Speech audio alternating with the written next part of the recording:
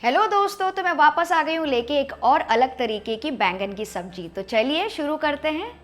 तो ये super delicious बैंगन की सब्ज़ी बनाने के लिए यहाँ पे मैंने लिए लंबे वाले 4 बैंगन। अगर आपको ये लंबे वाले बैंगन नहीं मिले तो आप छोटे वाले बैंगन या फिर जिसमें थोड़े से निशान होते हैं ना वाइट वाले, वो वाले बैंगन भी यूज़ कर सकते हैं। बहुत ही अच्छा टेस्ट आता है। बस भरते वाला बैंगन मत यूज़ कीजिएगा।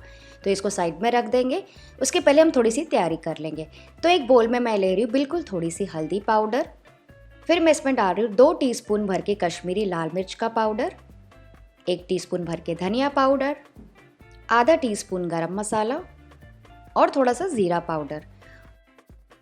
और यहाँ पे मैं ले रही हूँ 1/4 कप ऑफ वाटर और इन सारे मसालों को अच्छे से मिक्स कर लेंगे पानी के साथ। ऐसे करने से क्या होगा ना, मसाले अच्छे से घुल मिल जाएंगे पानी में और अच्छा सा फ्लेवर आ जाएगा इसमें। और इसको जब आप तेल में पकाएंगे ना तो मसाले जलेंगे भी नहीं और बहुत अच्छे से पकेंगे। तो ये हमारा मसालों का घोल तैयार हो गया। नॉर्मली मैं सारी रेसिपीज़ में यही प्रोसीजर फॉलो करती हूँ, बहुत अच्छी बनती है ग्रेवी। तो इसको साइड में रख देंगे।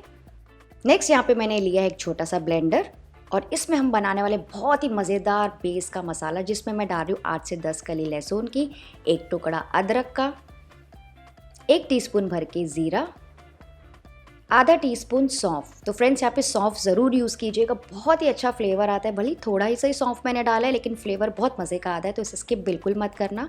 1 टीस्पून भर के कोरिएंडर सीड्स यानी कि धनिया के सीड्स, 2 से 3 सूखी लाल मिर्चें। और अब इन सारी चीज़ों को थोड़ा सा दरदरा पीस लेंगे।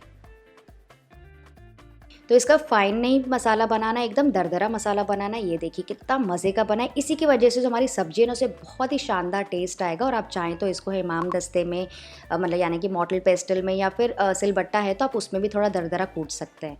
तो बस ये बेस मसाला तैयार हो गया, इसको साइड पर रख देंगे। और अब हम स्टार्ट करेंगे बैंगन को ग्रेट करना। तो ये जो बड़ा वाला साइड है उस तरफ से मैं ग्रेट कर रही हूँ। तो सारे बैंगन को ग्रेट करते जाइए।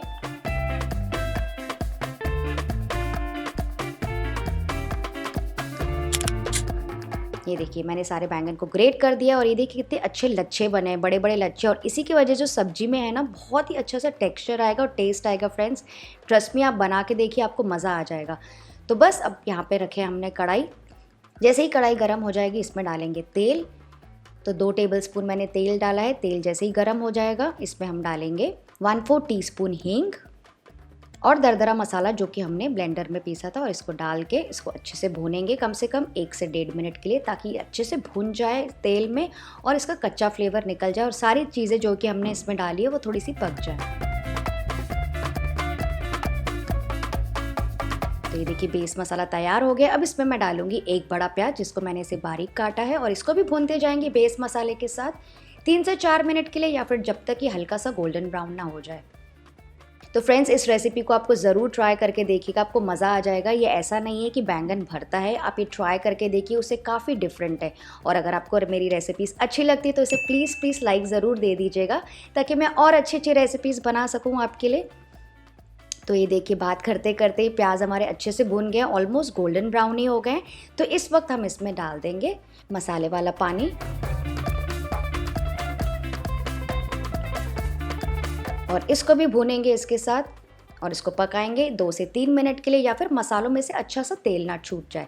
तो मसाले पानी में डालने का ये फ़ायदा होता है कि अच्छे से भुन जाते हैं, इस स्टेज में जलते भी नहीं है और उसका जो फ्लेवर है ना अच्छे से निकल के आता है। तो फ्रेंड्स अगर आप चाहें तो पानी में थोड़ा सा बेसन भी डाल सकते हैं अगर आपको सब्ज़ी को गाढ़ी करना है तो, लेकिन इस वाली सब्ज़ी में हमको ज़रूरत बिल्कुल भी नहीं पड़ेगी।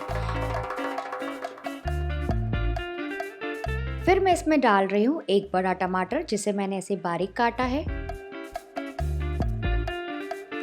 और इसको मिक्स करके पकाएंगे 2 से 3 मिनट के लिए। आप चाहें तो इसको ढक के भी पका सकते हैं जब तक टमाटर सॉफ्ट ना हो जाए, पर क्योंकि मैंने टमाटर बिल्कुल छोटे ही काटे हैं तो इसको मैं ऐसे ओपन में ही पका रही हूँ और इसको थोड़ा थोड़ा ऐसे मैश करती जा रही हूँ ताकि जल्दी से सॉफ्ट और जूसी हो जाए। तो बस टमाटर भी अच्छे से पक गए, उसमें से तेल छूटने लगा है। तो इस वक्त हम डाल देंगे ग्रेटेड बैंगन और फिर ऊपर से हम डालेंगे 1 टीस्पून नमक और अब इन सारी चीज़ों को अच्छे से मिक्स करेंगे अच्छे से भून लीजिए मीडियम हाई फ्लेम पे 1 से 2 मिनट के लिए, क्योंकि बैंगन अभी तक कच्चा है। और उसके बाद हम इसमें डालेंगे बस 2 से 3 टेबलस्पून पानी। उससे ज़्यादा पानी फ्रेंड्स हमको नहीं लगेगा, क्योंकि आज हम ग्रेवी नहीं बनाने जा रहे हैं। ये थोड़ा सा थिक ग्रेवी, मतलब थिक टेक्सचर की सब्ज़ी होती है। और इसको ढक के पकाएंगे लो मीडियम फ्लेम पे 7 से 8 मिनट के लिए, या फिर बीच में आप चेक कर सकते हैं जब तक बैंगन अच्छे से पूरी तरीके से पक ना जाए। तो फ्रेंड्स, इस सब्जी में सबसे इम्पॉर्टेंट चीज़ है इसको भूनना, तो इसको अच्छे से भूनिएगा तो ही आपकी सब्जी में परफेक्ट फ्लेवर आएगा। और मुझे कमेंट करके ज़रूर बताइएगा कि बैंगन में आपकी सबसे फेवरेट सब्जी कौन सी है। तो लिड हटाकर चेक करते हैं। ये देखिए तेल ऊपर से छूट गया, सब्ज़ी काफ़ी अच्छे से भून गई है। और मैंने बैंगन भी चेक किया, काफ़ी अच्छे से पक गया है, क्योंकि बैंगन को पकने में ज़्यादा समय नहीं लगता है। तो इस वक्त मैं डाल दूँगी इसमें आधा कप फ्रोज़न मटर। तो फ्रेंड्स, यहाँ पे क्योंकि मैं फ्रोज़न मटर यूज़ कर रही हूँ तो मैं इस स्टेज पे डाल रही हूँ, क्योंकि इसको पकने में ज़्यादा समय नहीं लगता, 1-2 मिनट में ही पक जाते हैं। पर अगर आप कच्चे मटर यूज़ कर रहे हैं फ्रेंड्स, तो आप उसको शुरू में ही डाल दीजिए। जब प्याज भुनेंगे ना, तभी आप अपने मटर डाल सकते हैं, तो वो भी इस स्टेज तक के आने तक के अच्छे से पक जाएंगे। तो बस मटर को भी 1 से 2 बार मिक्स कर लेंगे। तो इस वक्त बस मैं डाल रही हूँ 2 से 3 हरी मिर्चें, क्योंकि मुझे इसका क्रंच बहुत ज़्यादा पसंद है। आखिरी में जब मैं डाल के 1-2 मिनट पका के निकालते हैं ना, उसमें अलग ही फ्लेवर आता है। और साथ ही हम डाल देंगे थोड़ी सी फ्रेश धनिया।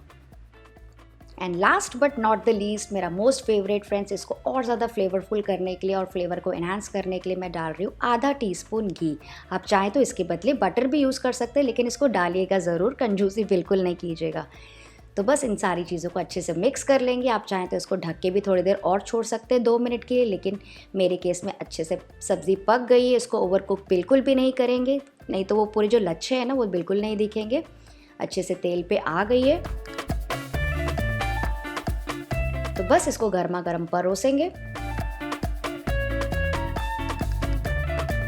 और आप इसको ऊपर से गार्निश कर सकते हैं थोड़े से लच्छा प्याज और थोड़े से धनिया के साथ। तो बस अब मैं तो नहीं रुक पा रही, इसको मैं गर्मा गर्म सर्व करूंगी और इन्जॉय करूंगी लच्छा पराठे के साथ। तो फ्रेंड्स, आई होप आपको आज की रेसिपी अच्छी लगी। अगर हाँ तो इसे लाइक ज़रूर कर दीजिएगा। मैं आपसे मिलती हूँ, बाय बाय।